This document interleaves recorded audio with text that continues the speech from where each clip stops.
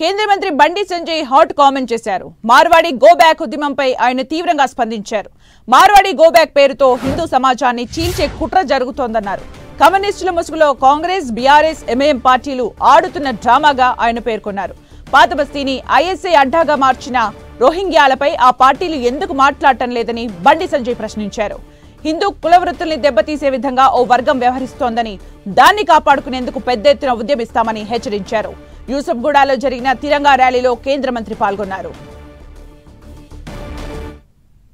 ముసుగులో కమ్యూనిస్టుల జెండా మీద కాంగ్రెస్, బీఆర్ఎస్, ఎంఐఎం పార్టీలు కలిసి ఆడుతున్న నాటకాలు ఇవాళ గుజరాతీలు హిందూ ధర్మాన్ని, సనాతన ధర్మాన్ని కాపాడే వ్యక్తులు కాబట్టి వాళ్ళందరూ భారతీయ జనతా పార్టీకి అనుకూలంగా ఉంటారు, హిందూ ధర్మానికి అనుకూలంగా ఉంటారని చెప్పి ఒక ప్లాన్ ప్రకారం ఇదంతా జరుగుతున్నది.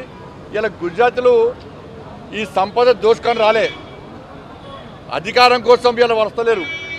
మాకు అధికారం కావాలని వాళ్ళు అంటలేరు. ఇవాళ మాకు ఈ తెలంగాణ సంపద దోచుకోవడం కోసం వస్తలేరు. వాళ్ళు ఇవాళ వాళ్ళు వ్యాపారాలు చేసుకుంటున్నారు.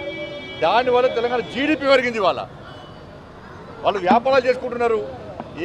దేనికోసం పోయి వెళ్ళదంటారు. ఇవాళ ఈ దేశంలో ఏ ప్రాంతంలోనైనా ఎవరైనా నివసించే హక్కు ఉన్నది.